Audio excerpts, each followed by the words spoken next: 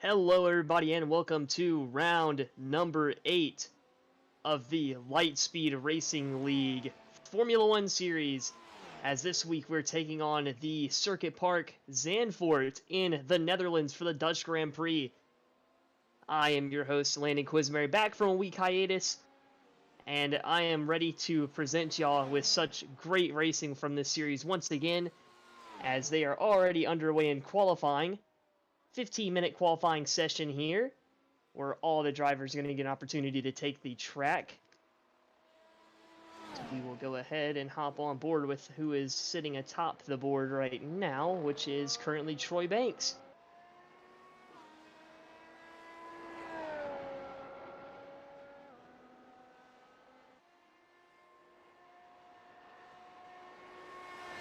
As we'll get to engage the little qualifying graphic down there at the bottom of the screen, as you will notice, one thing about this track is this is actually a not very old, but a older version of the circuit. So there's a few things that are missing from the current real-life counterpart of the racetrack right now. One thing that I was told by Dylan Gonis before the race is that they do not have the crazy banking down there in the third and final turns on the racetrack. As long as you can see on the outskirts of the racetrack as well, there are a few areas that are now paved off that aren't currently there, and a lot of missing grandstands from when Formula One had taken on. As it was going to be a little different anyways. There was not going to be as much orange in the crowd as there was in real life last season in Formula One here, as we don't have Max Verstappen in the series. But I can assure you this race is going to be just as wild, as we're closing in on 5 minutes complete in qualifying, and so far Troy Banks holds the #1 spot, followed by a newcomer in the 003 right here. That's Jacob Prilliman, who is making his first Formula One Series start tonight. Sitting pretty right now in the second spot, and third on the grid right now as it stands is Anthony Giuliano, who's on a little bit of a roll right now. He had the third place finish to get his first podium of the season at Montreal, and then he backed it up last week with another podium finish in third place at the Nürburgring. So Anthony's got quite the momentum on him right now as Gonis goes top of the board.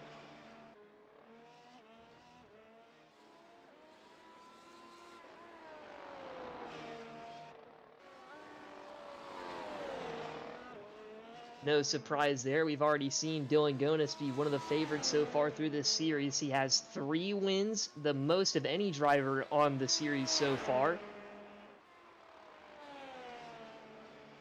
Then in the win column behind him after that would be Silva with 2 and Miller with 2.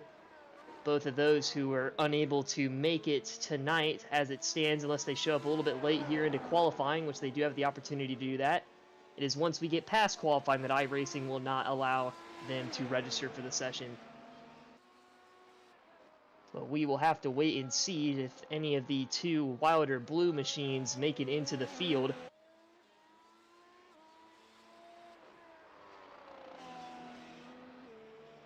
With that being said, our current standings heading into the event tonight, we're going to be Gonis first in points right now, 15 ahead of Silva.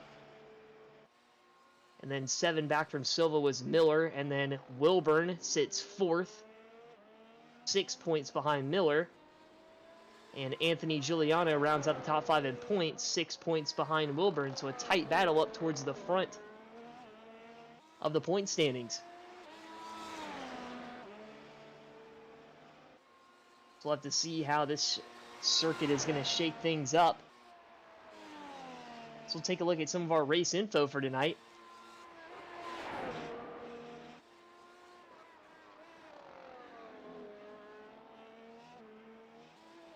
They got 38 laps in the main event tonight. We're already in open qualifying as it stands. Then we have our typical 3-lap sprint race coming up here right after qualifying.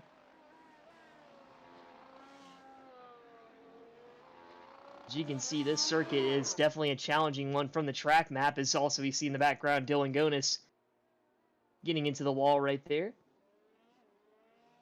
But this track is very challenging, very fast, and very technical. It is unlike any other on the F1 circuit. A lot of long sweeping corners, a lot of hairpins, a lot of slow corners. It's a very difficult racetrack. It's in the unforgiving one. And, you know, as we see down there at the bottom, we do have to watch out always for that incident point limit that will award a driver a penalty if they go over that incident limit. Which one thing to note about that is the fact that it's going to be very difficult to acquire any incident points in this race because you're either going to be A, hitting a car in front of you, or B, you're going to be in the grass, and by then it is going to be very hard to recover, as there's not a lot of runoff at this racetrack. It is not been scanned into the game, or the simulators, I should say. That's what iRacing is. But whatever you want to call it, iRacing does not have the most up-to-date version of this circuit.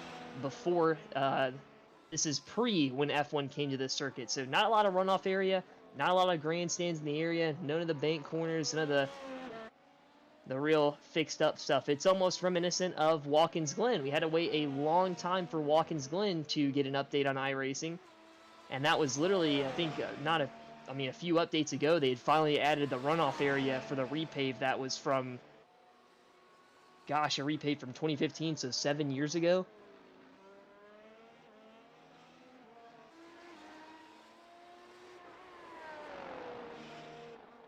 But either way, it is going to be a good one nonetheless, as Gonis still holds the top spot. His Wilder Rosso teammate, Garrett Wilburn, sits second right now, as we've caught him right here around in front of this DRS section. But he's around right there. Giuliano still sits third. He's now put down a good time, as he's on the soft compound right now. He does not have to start in this compound if he sets a lap down on this compound. That is one of the rules, that you do not have to start on the tire that you race in the sprint race or the one you ran in qualifying.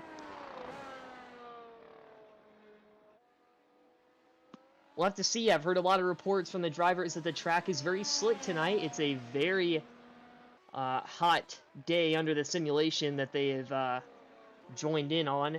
I believe they said 115 degrees. I believe that was more referring to track temp, I would hope, instead of IRL temp. But we'll have to wait and see. But that is a concern amongst the drivers right now, is whether the soft compound tires are going to be able to last that long to even make it the sprint race with how hot it is on the racetrack.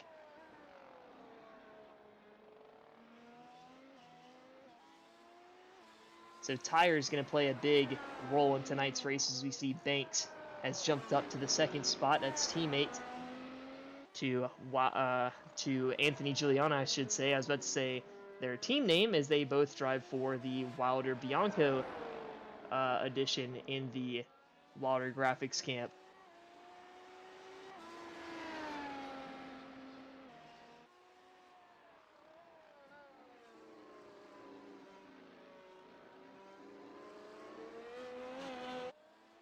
So we see Wilburn went fastest in sector, I believe that would be sector 5. That's the one thing that iRacing has not helped me out with tonight, is that with some of these older circuits on the simulator, they do not separate the tracks out in the correct sectors that they usually do. Typically there are 3 sectors on every racetrack. Well, the maximum being 3 sectors for each racetrack. But some of these other ones, they divide them up into 6, 7 sectors, and that really does not help out at all in terms of trying to figure out where someone... I mean, it kind of does and kind of doesn't. It's double-edged sword. It helps kind of really narrow down where someone's making up their time per sector, but it gets a little bit confusing trying to figure out who was the fastest in each sector.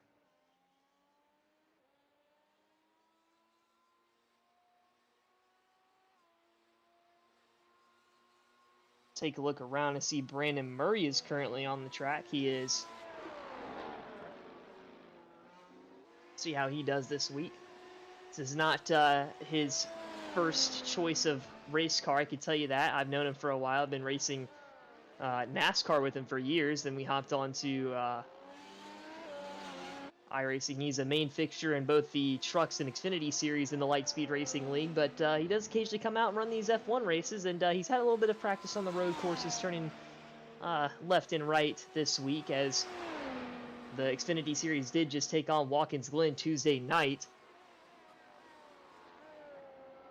But unfortunately for Murray, he's going to have to be looking for a little bit of better luck in this race as opposed to Tuesday's night race, as he ended up finishing his race in the barricades on Tuesday night, which was unfortunate. He was having a very good run. He was running top 5 right in front of me before that had happened.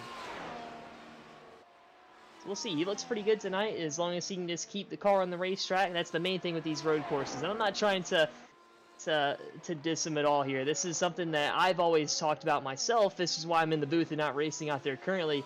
I'm not a road course racer by any means. I have a lot of respect for the guys that go out and do this. It is a different world when you're driving on a road course compared to an oval. I thought about this quote as I had finally figured out how to not spin out in a race on Tuesday night this week, and that was, you know, as we see a wreck here in qualifying down this straightaway, we're going to see a lot of that tonight, I would assume. It's a very narrow racetrack, but in terms of road course racing versus oval racing, in oval racing, you want to give everything the car can take. On road course racing, you have to take what the car gives you. You cannot push this thing beyond its limit sometimes, or else you are going to pay the price 9 times out of 10. You have to be a driver that is way beyond my skill level.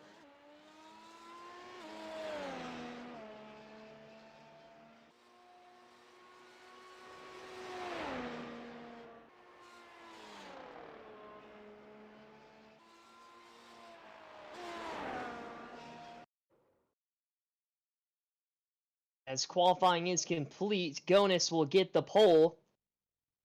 Should really call it the provisional poles because he still has to last through the dreaded sprint race. Like I said, one of the main fixtures of the Lightspeed Racing League is that a majority of our series have a sprint race right before the actual race to get those pre-race jitters right out. And we'll see how everything goes here for our drivers as they'll be taking the grid right here. So they'll have to make it 3 laps around, and their finishing results will set the starting lineup for the main event. We'll go ahead and pull up our qualifying results right now. Just to show you how they'll start here in the sprint race, is it's going to be Dylan Gonis on pole, Anthony Giuliano, who jumped up to second there last second. Third is going to be Troy Banks. Fourth is going to be Garrett Wilburn, and then rounding out the top 5 will be Jacob Prilliman. And then down there from the grid, we'll have Murray, Murata, Greenlee, and Gatt, I believe. As we see the 004 of Mike Kostick, he was going to make his first start tonight, but I do not believe he is in the session anymore. We'll have to wait and see. As they are off and away, Gonis with a huge jump, and Giuliano spins, and a huge wreck down there in the opening start.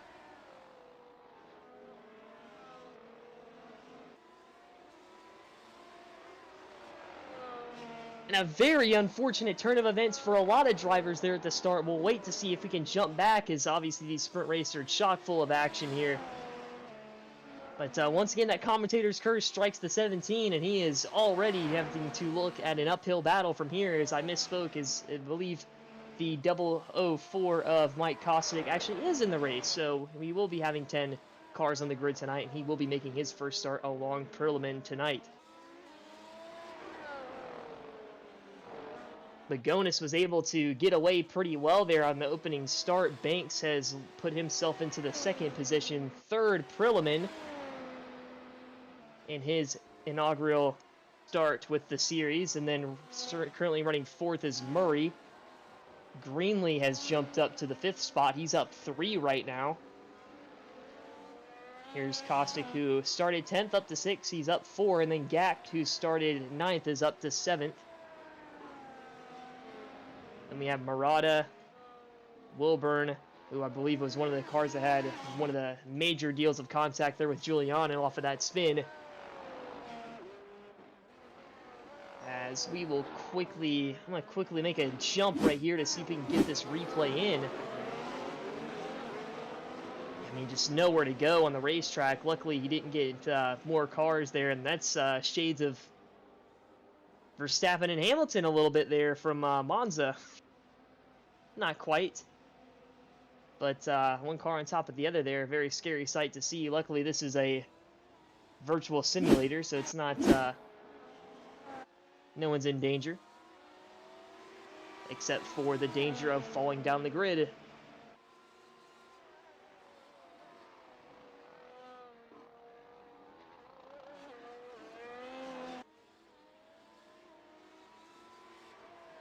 Giuliano has left the pit lane. Again, he is back on the racetrack, so he's going to try and log laps and see if he can take advantage of anyone's misfortune here throughout the last lap of the sprint race. Here we go, white flag for Gonis as he puts down what was the fastest lap before. Banks has put down a faster lap right there. We'll see how Troy is able to fare right here. He needs to get within a second of Gonis, as DRS has been activated this lap. And so he'll have two opportunities to get DRS on Gonis this lap, one of them being the final straightaway, so he'll have to be right there if he's going to have to get maximum usage of that. But there is a DRS zone coming up right here, but I do not think he's going to be able to get there in time.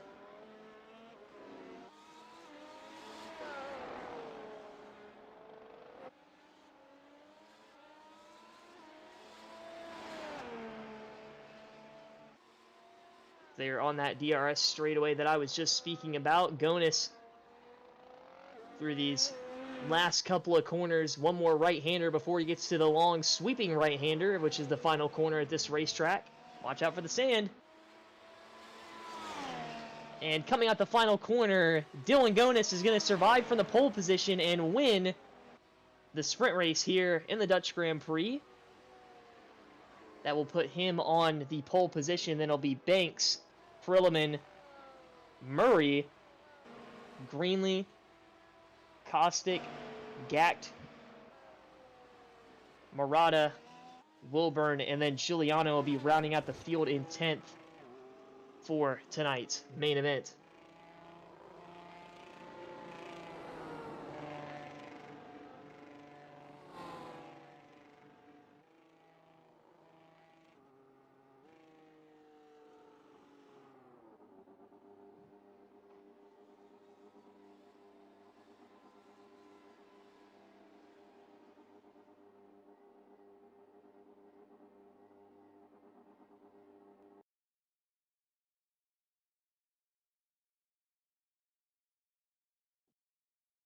So looks like we got a little 5-minute warm-up here for the drivers. I guess this is mainly for our admins here at the LSRL to go over a little pre-race stuff with the drivers right before they take the green flag, as obviously there's a lot of rules to go over. As we remember, some up here in the booth, obviously, we do always have to watch out for that 14x penalty limit, as that does strike drivers from time to time having to serve a drive-through. As looks like they got their spiel right out of the way, as they've already dropped the checkered flag on the session, and we will be going straight into the main event.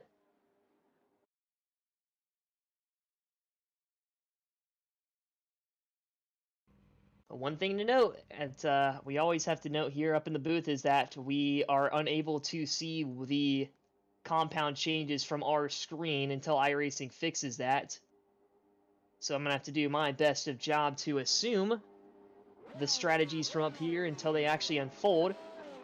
I have noticed that I do have a little bit of a graphic to help me out a little bit now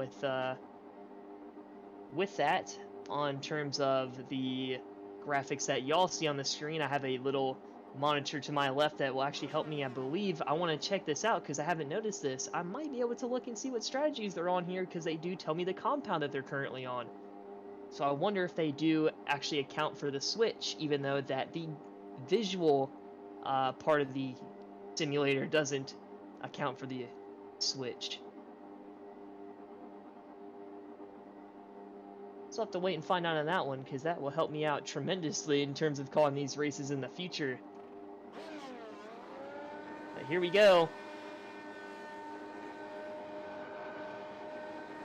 5 lights red, 5 lights dead, and away we are in the Dutch Grand Prix for round number 8 in the LSRL F1 Series.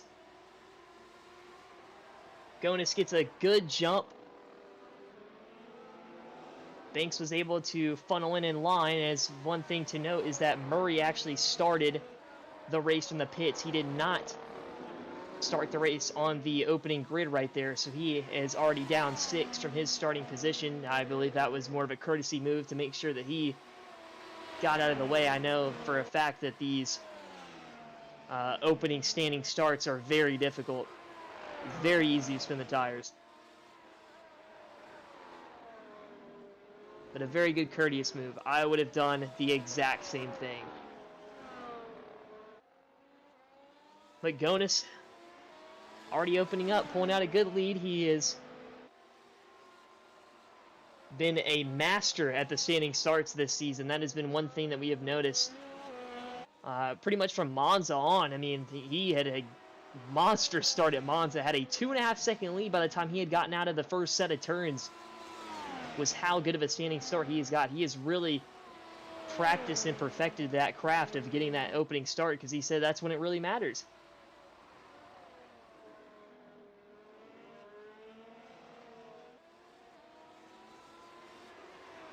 He's got no easy task. He's got Troy Banks on him, which we've seen these two battle it out before. We saw that at the Spanish Grand Prix all the way back.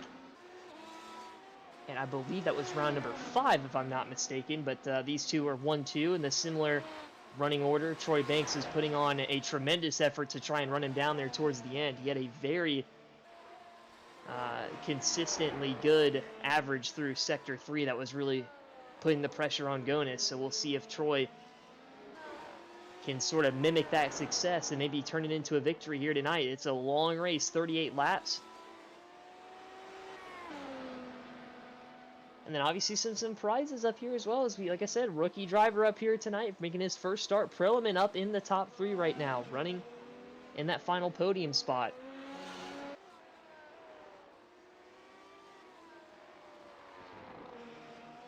And from there, it's Greenlee, Kostek, Wilburn. Wilburn up in the gravel. Good save right there.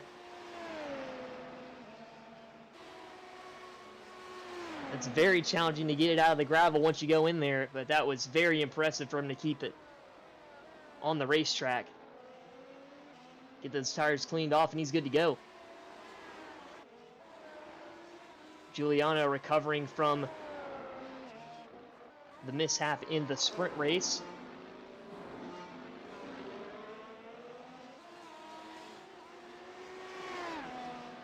And Wilburn's around there in the grass.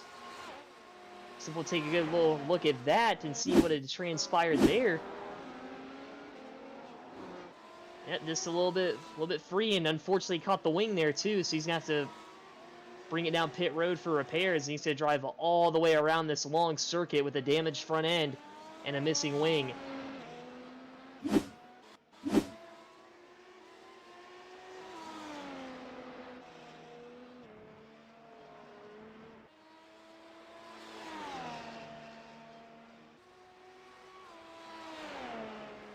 Now 3 laps in, as he has taken lap 4 here of 38.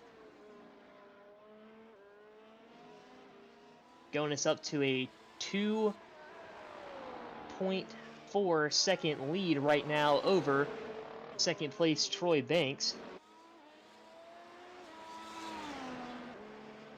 Actually pull up the gap right there. I mean, good thing for Wilburn is that once they either get that wing repaired, he'll be back up on the racetrack and going, or he could use his fast repair. This series does have a fast repair in the pits, just in case you acquire damage. So he does have an opportunity to use that fast repair and get out with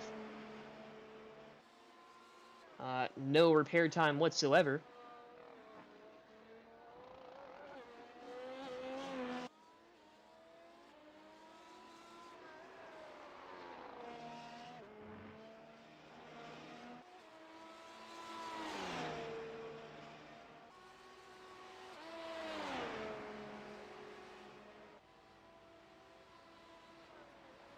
We'll pull up the lap time difference. As I had kind of figured right there, I believe that Banks was a little bit faster that lap. He had kind of closed in the gap a little bit there between the two. Almost about a 10th gain on that last lap. We'll see how it goes here.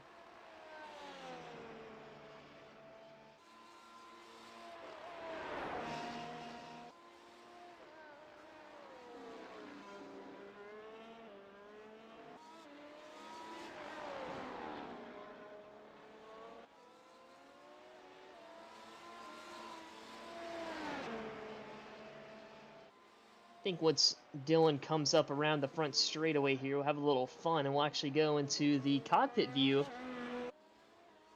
and take a look at getting around this track from the driver's eyes.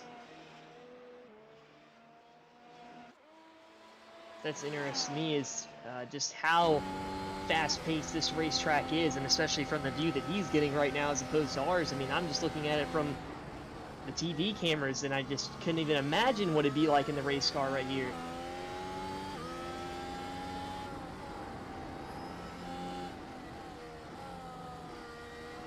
See right here, there is a little bit of kind of natural banking in that corner, but nowhere near the amount that they had went and redone it to where it's at its current state. But that is one thing about this racetrack that you notice going through here. It's a lot of elevation change. It's reminiscent to a track like Sonoma on the NASCAR schedule.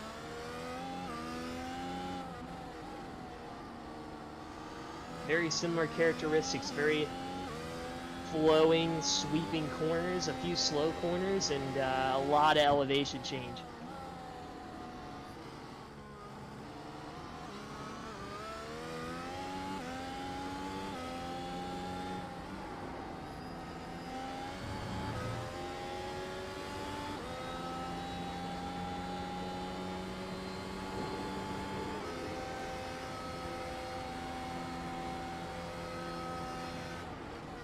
A lap around Circuit Park Zandvoort there for you here in the Netherlands. Well, sorry, excuse me, the Dutch Grand Prix in the Netherlands.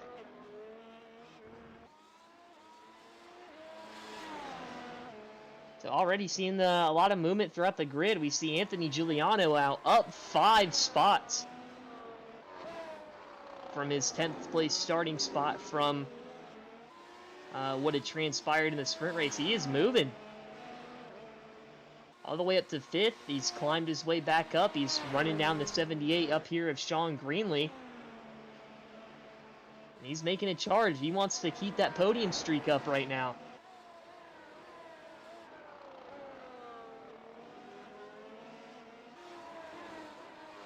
As he's been the biggest mover of the race so far, and the only other person that's moved up from their starting position would be Greenlee, who's only up 1 right now, and if he gets passed by Giuliano, that'll be up 0.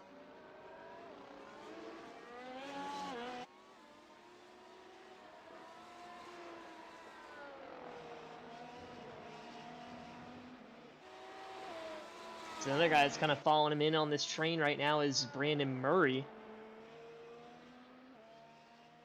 Murray is, well, it depends how you look at it. He's technically down 3 by the graphic, but you remember he's had qualified in the 4th position. So we're going to jump to the battle up here between Giuliano and Costa, guys. I think Giuliano might have had a little bit of a mistake here. Might take a quick look back. Oh! Yeah, that'll do it. He had to avoid Sean Greenlee's mistake there and getting it up in the grass, but a good save kept it off the walls. He's going to keep going, but as I was saying, as we remember that Murray had qualified 4th, but had elected to start in the pits, so by technicality, he really started 10th. So take it as you will on the graphic on whether you think he's down 2 spots right now or not. But he's gained 4 spots since the opening start here from where he was entering turn 1. But that was an unfortunate spin for Greenlee there as Gonis continues to lead as he's got the gap now to 4 seconds.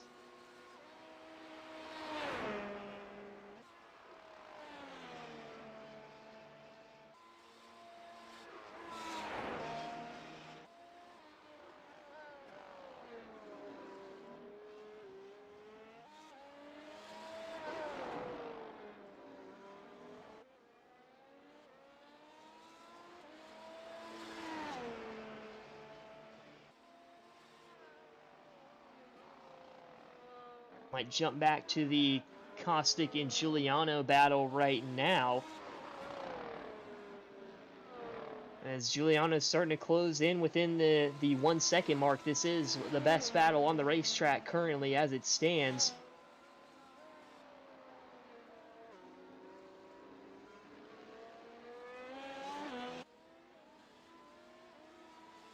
Anthony has made steady gains so far through this race as he continues just to pick them off one by one. We'll see if he can get back to that podium spot. One thing to note on the strategy spectrum right now is that he is on the hard compound compared to the top 3 who are on the mediums.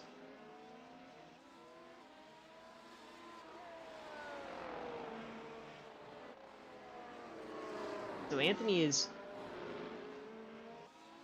on a much harder compound as there were only 3 drivers that started on the hard compound, he being one of them, and then the driver in front of them being the second. The third is Tyler Gacht, who I believe he could have potentially changed tires. I believe he might have had an off-track excursion that he had to jump down the pits. Actually, no, he is not going down the pits. He just had an off-track excursion. But yeah, he did start on hards.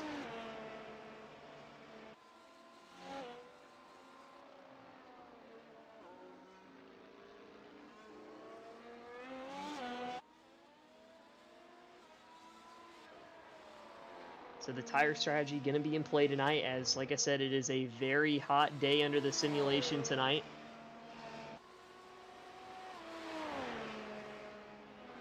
So the wear on the tires, very abrasive. Could have changed from qualifying to the race, but we'll have to see. You'll have to report on that from the drivers after the race.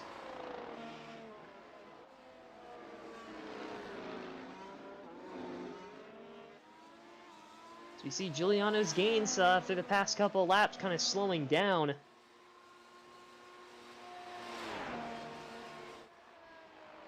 We'll see as we already have a little bit of shake-up on the pit strategy going on right now.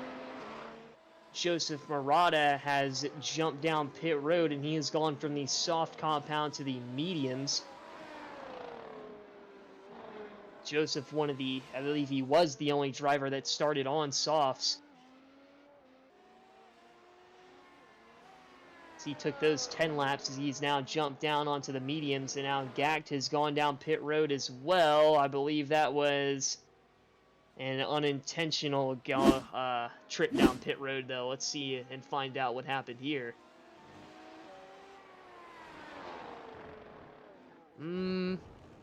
Yeah, just caught a little bit too much of the grass right there, and unfortunately, he was just along for the ride at that point and into the barricades.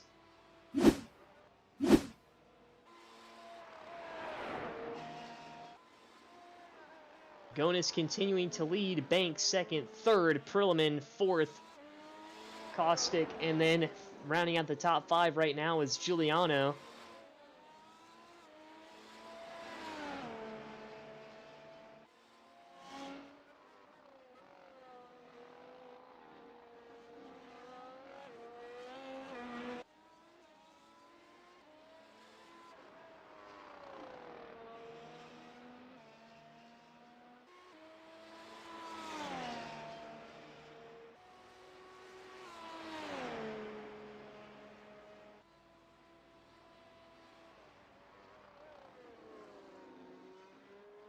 .13 laps in, Gonis now extending the gap almost to 8 seconds. So we see Caustic is manage the gap here to Giuliano. He's got it down to a 3-second gap. Giuliano had closed it into almost that second mark to be within DRS range, and since then, Mike has picked up the pace a little bit and is holding Giuliano at bay. And he's actually kind of closing in on Perlman. I believe the gap to Perlman has kind of closed a little bit over the past couple laps. I mean, go and take the lap time chart to confirm that. Yeah, he's been a little bit quicker than Perlman these past couple of laps, so he's starting to run down our third-place runners. This 2-car battle for fourth might turn into a 3-car battle for the final spot on the podium.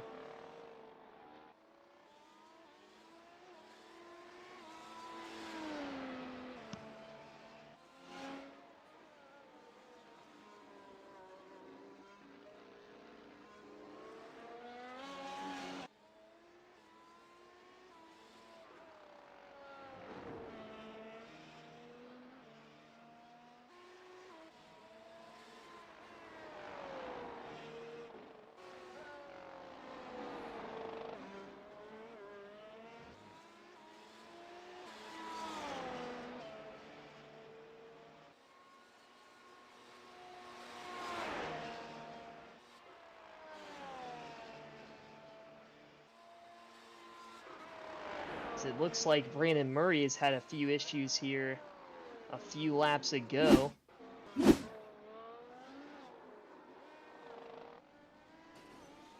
Yeah, it's a lot more than they reported. They reported that as just an off track, and unfortunately that was a little bit more. He got a little bit of contact with the wall, and then since then he has actually brung it back down the pit lane.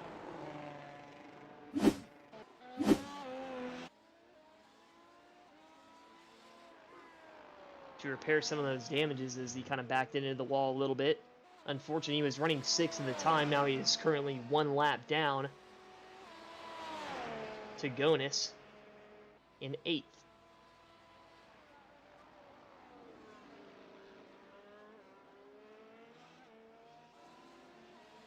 We're starting to close in. We're about 4 laps away from the halfway mark.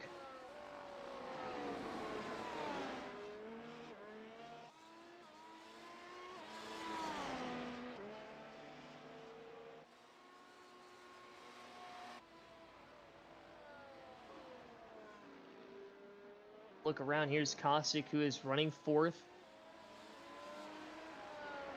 Once again, the battle's starting to form a little bit here as the gap between him and Giuliano has now dropped back down to 2 seconds. It was up to 3. That's back down to 2.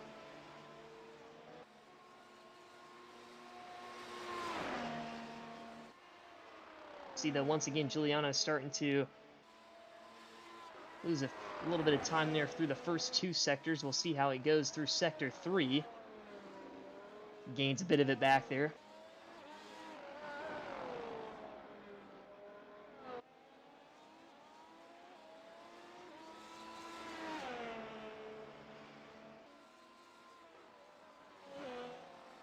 Feels a little bit weird to say sector 4, but there is one on this racetrack. The way iRacing is divided out the sectors, so a little bit faster there through sector 4. Not really much to write home about there. So once again, these two are kind of keeping each other at bay, and Perlman has gone down pit lane. As we'll see where the strategy takes us a little bit here. We're going to watch him come down the pits here and see exactly what compound they're going to throw on here. He does have to change it to a different compound as he elects to go on the hard compound.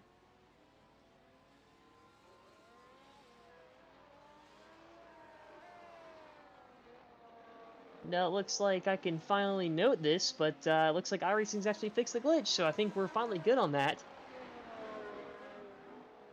So shout out to iRacing for fixing that. That was very confusing the first couple of weeks there. But yeah, they got the compound switches all sorted. The issue with showing the compound switches all sorted out. So yeah, there he is. He's on the hard compounds. You can actually see it this time.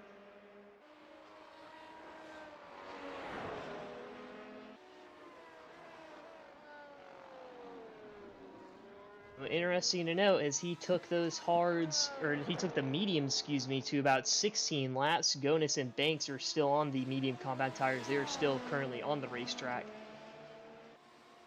and taking off the laps here. As long as Gonis can take these to about halfway,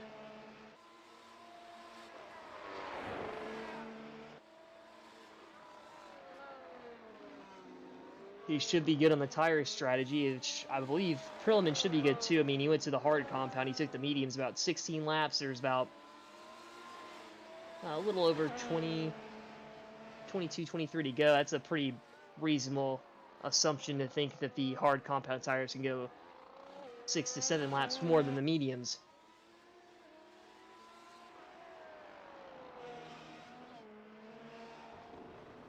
We'll have to see, though, as he's got to maximize the one thing about the strategy within Formula 1, you have to maximize each stint on every compound that you are on.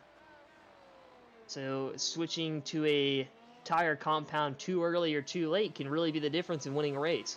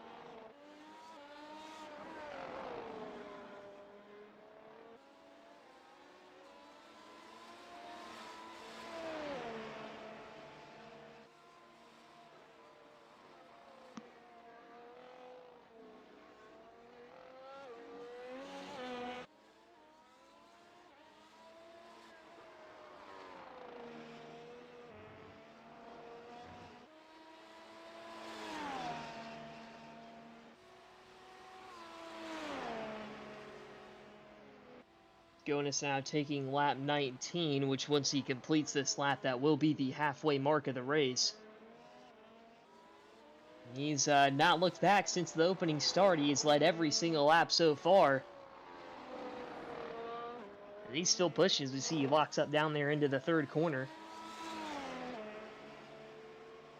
But a very good performance thus far for Dylan.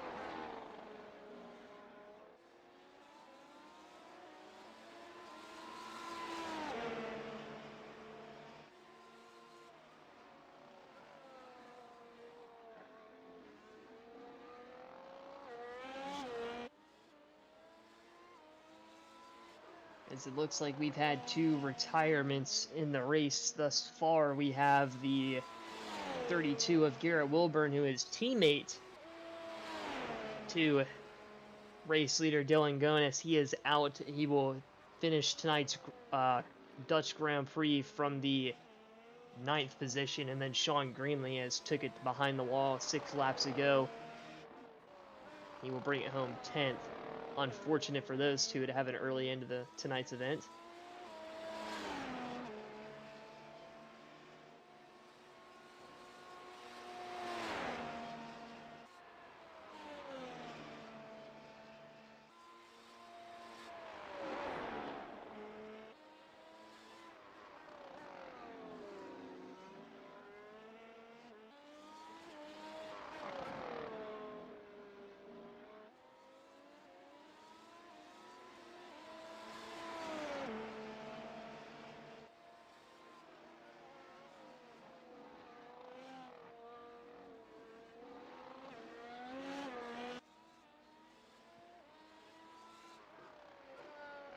We're coming up on about 18 laps to go.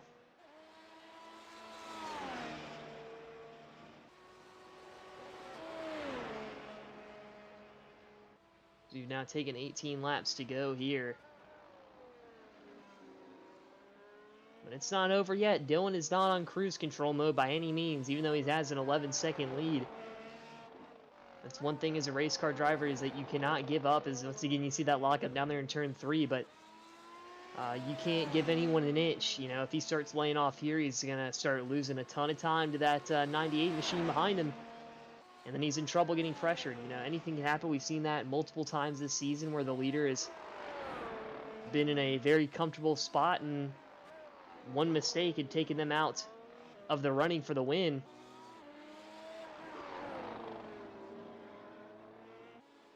As Dylan has just come up on Brandon Murray to put him 2 laps down. As Murray has just had a little off-track excursion himself right here through that section. I believe this is the same section that caught him last time. Very similar area. Car looks very free through that that portion of the racetrack.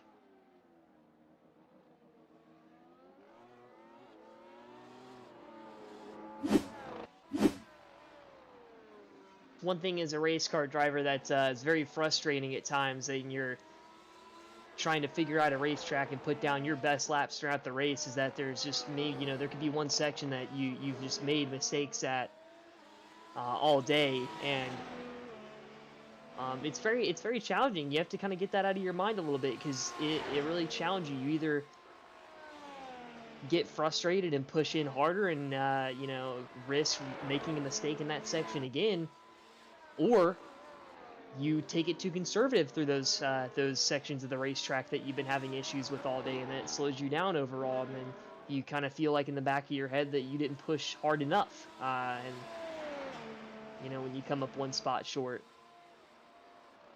than what you feel like you probably should have. You probably felt like you could have gained a spot or 2 more if you would have pushed through that section.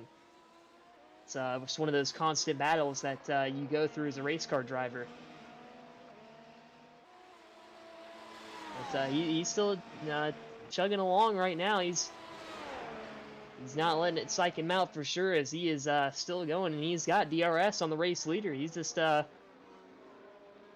have fun, maybe right behind Dylan. This is the best opportunity as a race car driver. You get lapped or get passed by someone that's faster than you. You kind of can ride behind them a few laps, take notes, figure out what you're doing wrong, and then you can go back and make a challenge at them.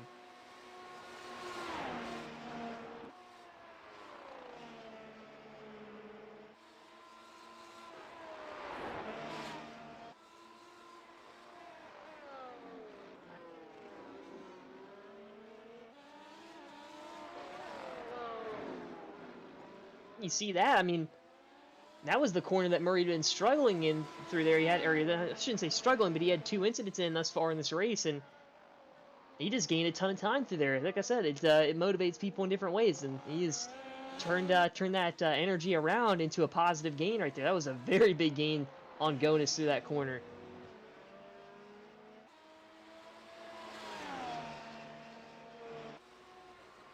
As now we see Dilly G is going to pull it in the pits. Very tight and difficult pit road to get on. He's able to pull it off, and now he's just got to get into his box cleanly.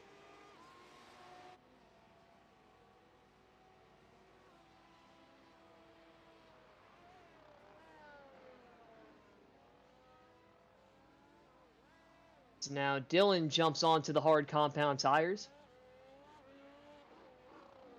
He's actually followed down pit road by Mike Kostick and Anthony Giuliano. These two will more than likely be jumping from the hard compound to the medium compound tires.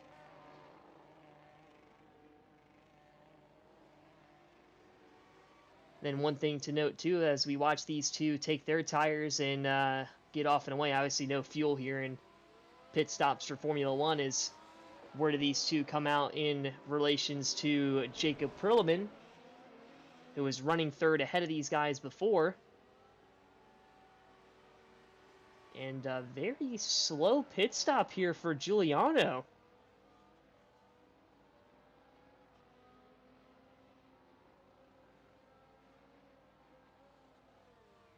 Some issues on the pits for Anthony Giuliano, unsure as to what's going on. Unfortunate, as he was knocking right on the door for a podium spot there. It's a very extended pit stop there for the boss man. So he's just left the pits, 45 seconds in total on pit road. Not exactly sure what had happened there, if he had maybe acquired some damage or what, that he had unchecked his fast repair and didn't know he had damage or required damage repairs to that. I'm not sure what had happened there.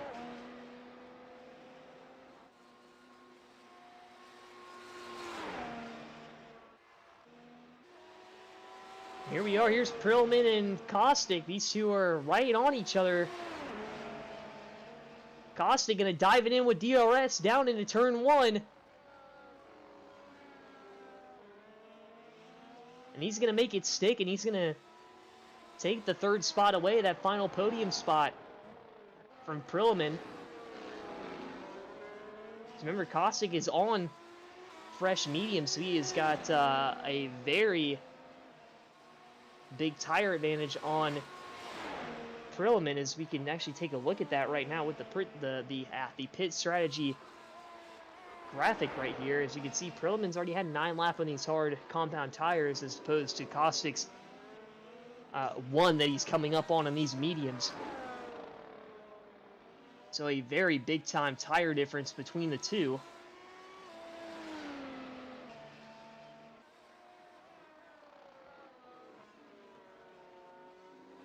But that will even out at some point, as these hard compound tires can last longer than those mediums. So if Caustic really burns through these medium tires, that'll open up the door again for Perlman to fight for the podium.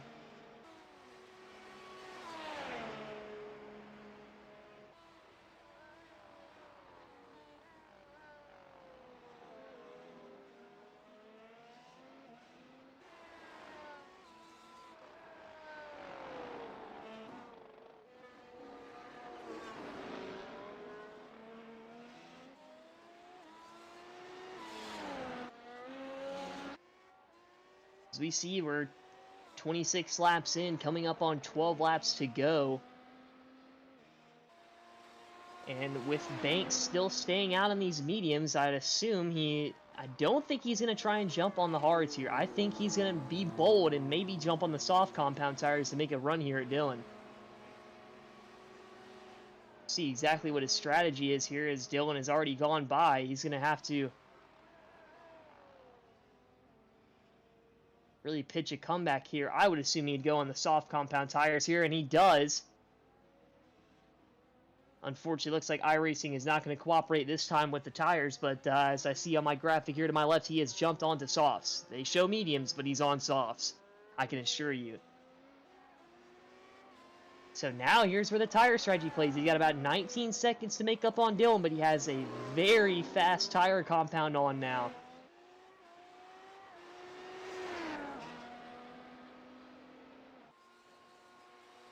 Looks like we've had trouble on the racetrack for Brandon Murray. Looks like this one might have been terminal. Just caught the grass.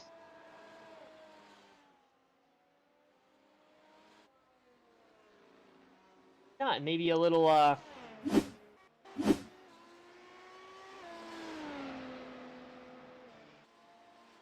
it's a 4 action there. A little rage quit action there, but nonetheless, or maybe internet issues or something there, it played the 6, but unfortunately caught the grass there, and around he went, and out he went of the session.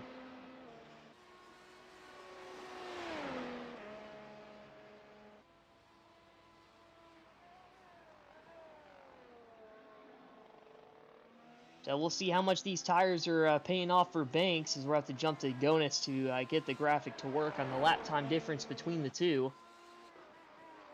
Obviously, that last lap by is not going to be a very useful lap to use, as obviously that was the lap that Banks had gone down pit road, so of course he's going to lose 18 seconds. But we'll get a gauge this lap on how much he's going to be gaining with this soft compound tire versus the hards.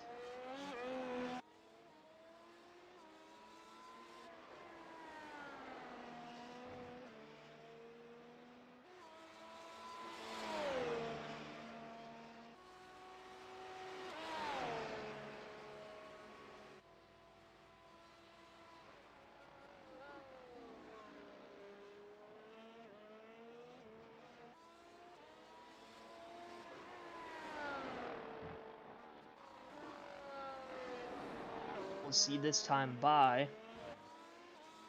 Whenever Banks hits the line, exactly what that distance, and he gains about 7/10 that lap. He's going to need about a very similar gain per lap, every lap, to be knocking on the door for Gonis here.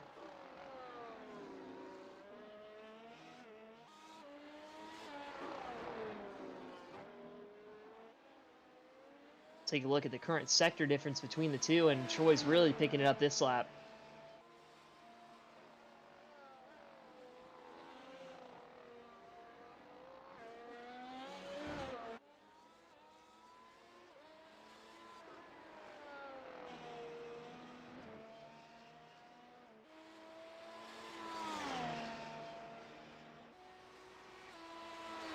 It's looking like another 7/10 gain here, maybe plus. We'll see how he gets through the last two sectors here.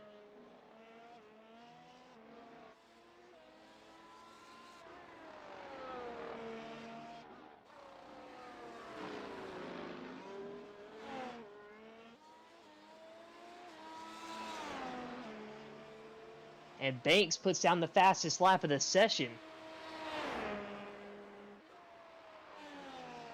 A 1.1 second gain there.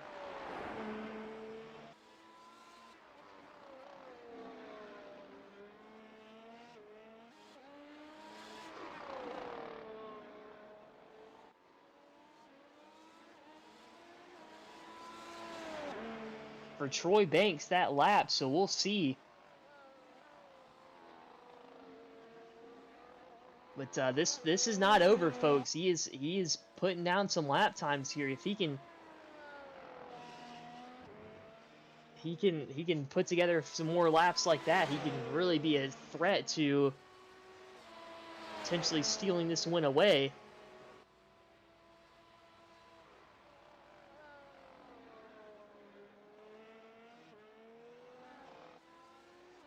That graphic's going to go away once he's hit Sector 1, so we'll jump back to the lap time graphic down here at the bottom of the screen to see the total gain this lap. Another 7/10 gain. He's going to need a lot more if he's going to be there, because he has about 8 more laps to get there. But it's not over. A mistake could happen, or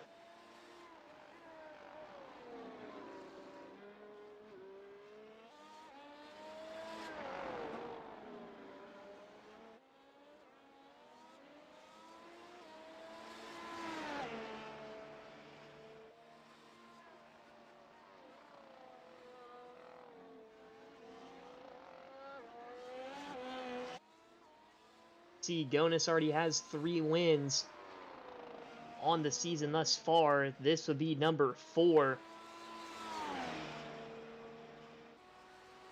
But a really good average for Dylan Gonis right now, as makes the stats very easy to me. We're at round 8 tonight. If he wins race number 4, he's won half the races this season thus far.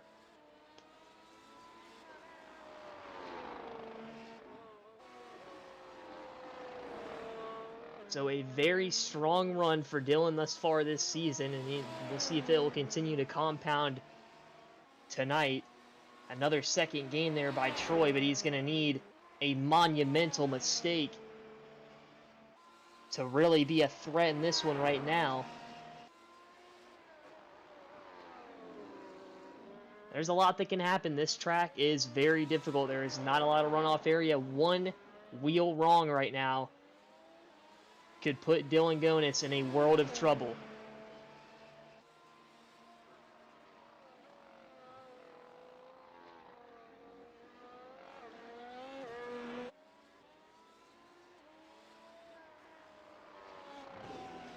We do see a similar colored car to Troy's right behind Dylan, but that's actually Anthony Giuliano, teammate to Troy Banks right now. He's currently a lap down, trying to run down Dylan to get back on the lead lap. Well, not anymore as he comes down pit road, but I was going to say he is trying to track down Dylan to get back on the lead lap. So he's currently running 5th. So he was in a battle for the podium earlier. But unfortunate circumstances down the pit lane. He had a very long and extended pit stop down pit road. And it costing him time.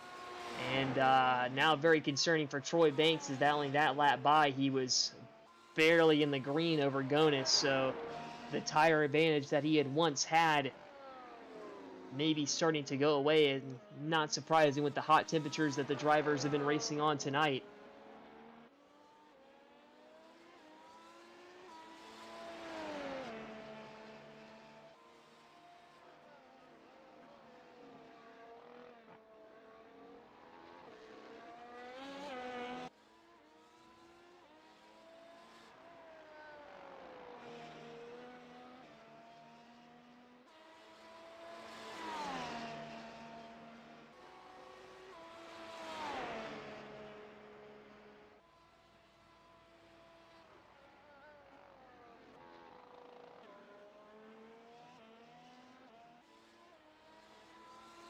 We'll see what the difference is this time by on the lap time.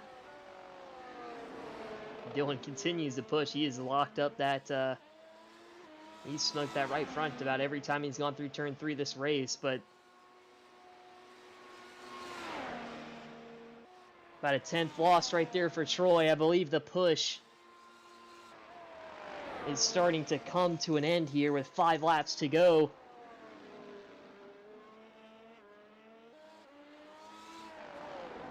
But it was a very good attempt, a very bold strategy move, and that was what he was going to have to do to get himself back into this thing and potentially fight for the win tonight.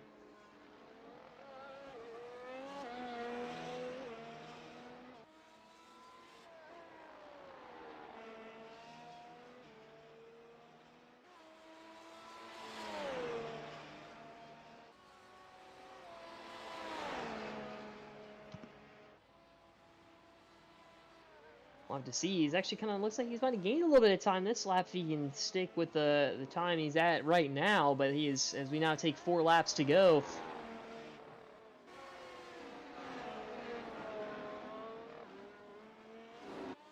About a 6/10 gain. He picked it back up here. So it's not over yet. As we'll see.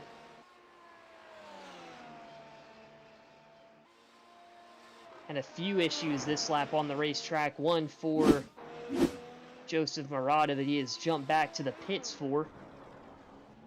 Yeah. That'll do it right there. Unfortunately, is pushing hard. Probably trying to go for a fast lap there. Then also one for Giuliano, who we saw jump to the softs earlier. He's going to the beach. Able to hang on to it, though.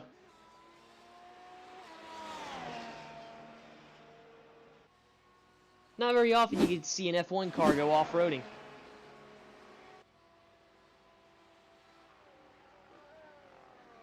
Three laps to go, and the gap is really starting to shrink now.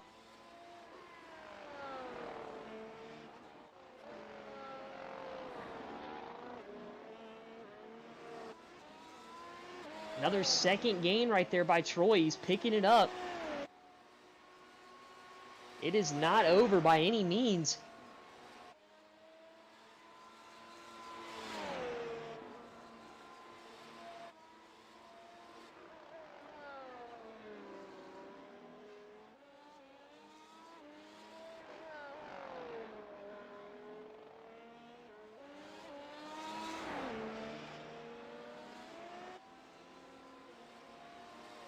See, Dylan might have to go through a little lap traffic potentially. I don't think he will, though.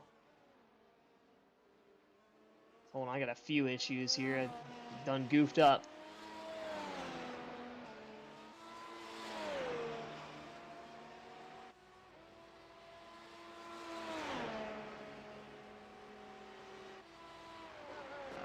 Two laps to go for Dylan Gonis to bring it home for his 4th win on the season.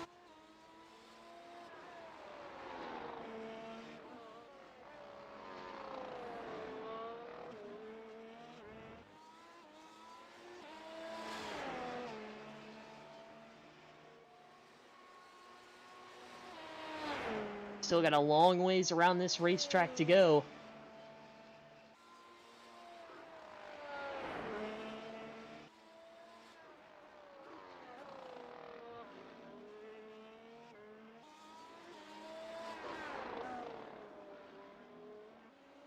comes through that second DRS section, or at least the first one, depending on how you count it here. The one of two DRS sections on this racetrack as he comes through the final left-hand corner before the sharp right, before the sweeping right-hander that'll lead him to the start-finish line.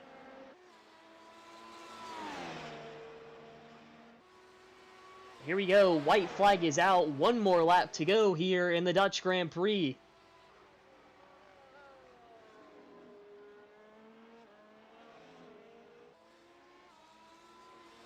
Gonus's lead is now shrunk to about 13.6 seconds.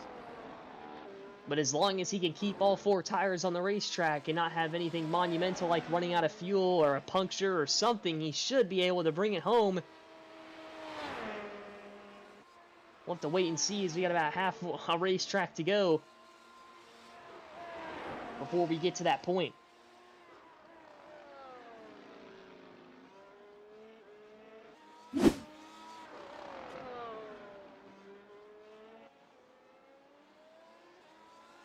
He's coming up on the back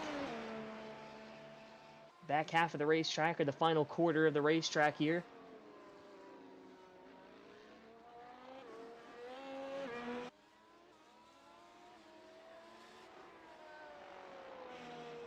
One more right-hander to go. And tonight a performance of sheer dominance as Dylan Gonus comes through and takes the checkered flag for win number 4 here at the Dutch Grand Prix. Win number 4 for Dylan Gonus comes at round number 8 here in the Netherlands. Troy Banks is going to make a good charge here to the end. He'll bring it home second, and then we'll see here for third, as Caustic just needs to hold on as he's able to hold it on through the gravel right there, but he's able to hang on, and he will take the final podium spot. So we will get to talk to, well, hopefully we'll be able to get to talk to Mike tonight.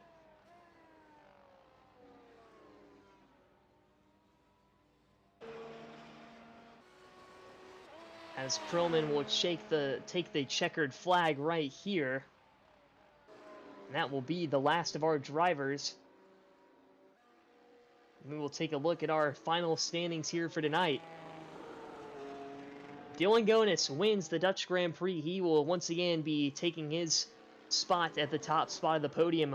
Then finishing second is going to be Troy Banks. And then rounding out the podium tonight will be Mike Caustic, making his first start tonight. Parks it on the podium. Then behind him is Jacob Perlman in the 003, finishing 4th. 5th tonight is going to be the boss man, Anthony Giuliano, rounding out the top 5. And then from there on down, it's going to be Gact, Murata, Murray, Wilburn, and Greenlee, rounding out our 10-car grid for tonight.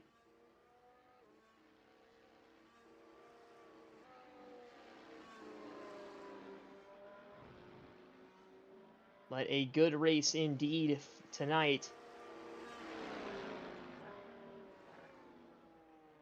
So now we will go and pull our drivers on the podium for interviews.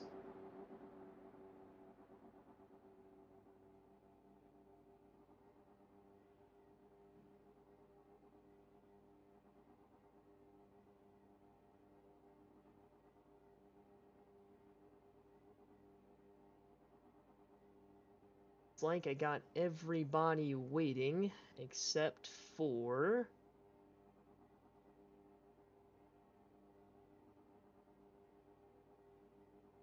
Mr. Troy Banks. We'll see if we can locate him.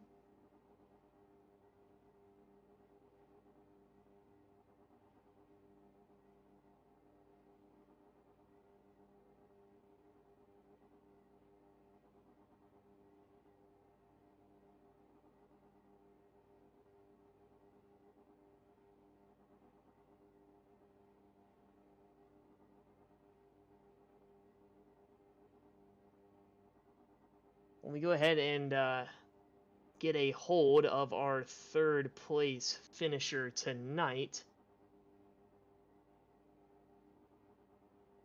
See if we can grab a word with him. Michael Caustic, this is Lane in the booth. You got a copy? Yes, sir. Well, congratulations. Obviously, is a very exciting start for your season and your tenure in this series. Parking it on the podium tonight.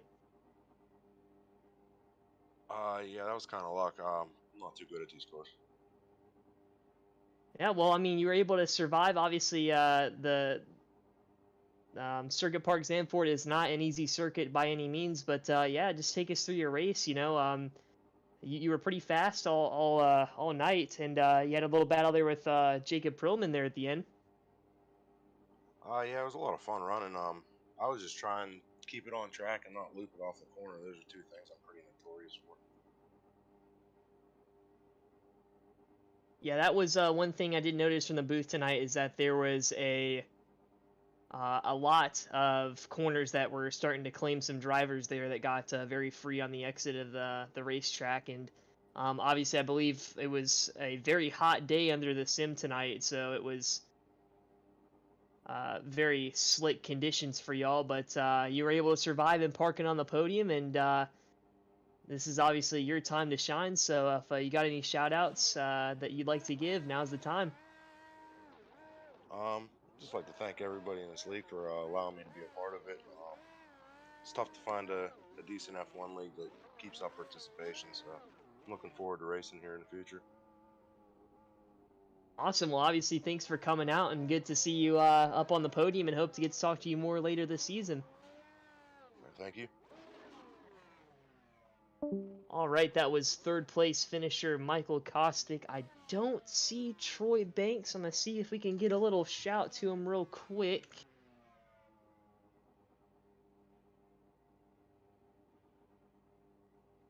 We'll see if we can get him up in the Discord.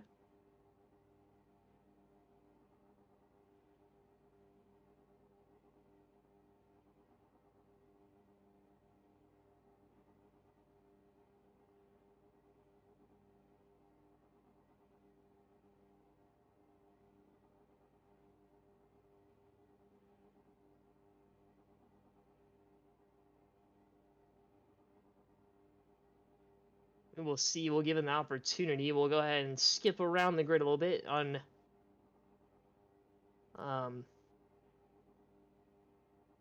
we'll just see here. We'll figure out if we can get a hold of him. We don't see him currently in Discord. We'll give him the chance, but we'll go ahead and pull up our race winner tonight, Dylan Gonis. This is laying in the booth. You got a copy? Going on, Lando?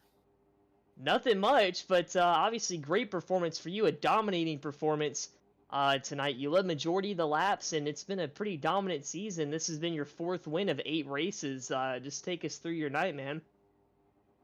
This one was, I got a good jump and noticed I was gapping Troy, and once I started gapping Troy, I kind of just settled in and kept on hitting my marks. To be honest, I think the big thing for me is that Jacob Prilleman there. He put up a 72 lap race here in these cars sometime after Christmas. So I think I took from that race, I remembered most of everything, and that 72 lapper was quite the endurance. So I kind of figured if I remembered how to run it like I did in the 72 lapper, these 38 would be a piece of cake. Yeah, I mean you took the pole, won the sprint race, and then from the opening start, you never looked back really. And it's like they say, practice makes perfect, and I can attest to that. I ran more laps at Watkins Glen in my career lately than I have ever, and I was able to put that together and finally finish a road course race that I didn't spin out this week. So, Perfect. yeah, I mean, hey, it got me fifth, so I felt like Marcus Ambrose at that point. But obviously tonight's more about you, and obviously a great one. How did you feel about the tire wear tonight? Because I did notice that you went from mediums to hard as opposed to Troy, who made a late race push there. He went from the mediums to the soft compounds there at the end. Did you feel like the tire wear was too abrasive for the soft compound, or do you think that was more of a heat thing, or what was your thought process there? For sure, like practice and stuff, I was like thinking, I'm not even touching softs. Like I debated it because practice, my mediums were popping off pretty quick. I tried a couple laps on the softs, didn't like how they felt, and I was just like, I ain't even gonna touch them. But like, I don't know what lap I was on, but I was like, I think it was lap 20 on the mediums. I was like, these still feel decent. Like, I might go softs, and then I was like, I better just play it safe. I think at that time I had like a 14-second gap on Troy, and I was like, if I throw that all away just from putting on softs, whatever. I was like, I'll try and push for the fastest lap, but if he goes on softs and gets the fastest lap, that's fine. So I just bolted on the hards just to play it safe. Yeah, better safe than sorry, and it resulted in another win for you this season. So you obviously know the drill. It's obviously a great time for you to give shout-outs to whoever you like. Yeah, I'll start off as shout out to Jay Smart there. Me and him were helping trying to figure out what setup worked best for this track, and we were throwing laps down together back and forth there last night, kind of going trading fastest laps, so that was fun. It's too bad he couldn't come. Like same with John Silva there, he couldn't make it, neither could Mac. A lot of fast guys couldn't make it today, so I wondered if it would have been even more interesting with them here. So I'd like to thank them guys, all these guys that come out all each week, you know. Car count's key, you know, so it's nice seeing the guys. We got a few new guys here. Michael there, I got third, he's new. Prilliman there, he's new. He almost got a podium, so it's good for them guys. But other than that, like Wilder Graphics, Sim Speed Shop, Grid Finder, Track Time Entertainment, Butt Kicker, Proto Sim Tech, Sim Racer Hub, Hearn Esports, and Wolf Speed Media, and of course Lando, as always. Thank you. I do much appreciate that. It's always fun being up in the booth and calling these, and y'all make it just as exciting for me calling it. It wouldn't be a show at all if y'all weren't on the racetracks. That's the number one important thing, is everyone that comes out and races. But congrats on your win, and obviously hope to get to talk to you more on this season, as you got that championship lead currently. Obviously, you want to hold on to that. Don't want to blow those. I've done that once too many times before. It's not not good at all. But congratulations, and hopefully we'll get to see you up on the podium next week. Perfect. Thanks, Lando. No problem. That was Dylan Gonis, our race winner for tonight here in the Dutch Grand Prix, and obviously a dominating one at that. Already 8 rounds in of 12, and it's been a very tightly contested season, and I cannot wait to see where this series takes us next, as they will be taking on the Hockenheim Ring. So that'll be a interesting racetrack for them to take on. Obviously I don't think I'm too familiar. I've heard of the Hockenheim Ring. I don't think I've watched many races of the Hockenheim Ring. So that'd be a fun one to call.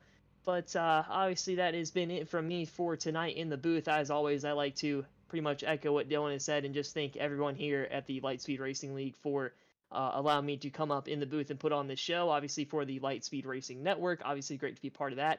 And all the league sponsors and the admins that help put this on. Obviously, first, shout out to all the admins and all the league sponsors, because without them, we would not have what we have in this series without them. But great performance for Dylan Gonis tonight, and that is about all I have for y'all in store tonight. What a exciting season we've had thus far. If you want to catch more Lightspeed Racing League action, tune in tomorrow night around the same time for the Truck Series at Atlanta. And I hope to see y'all there, as there'll be a lot of red, white, and blue Memorial Day schemes coming up in the coming weeks, obviously this Friday and Tuesday. And I hope to see y'all there, and hope y'all stay safe, and see you all at the next event.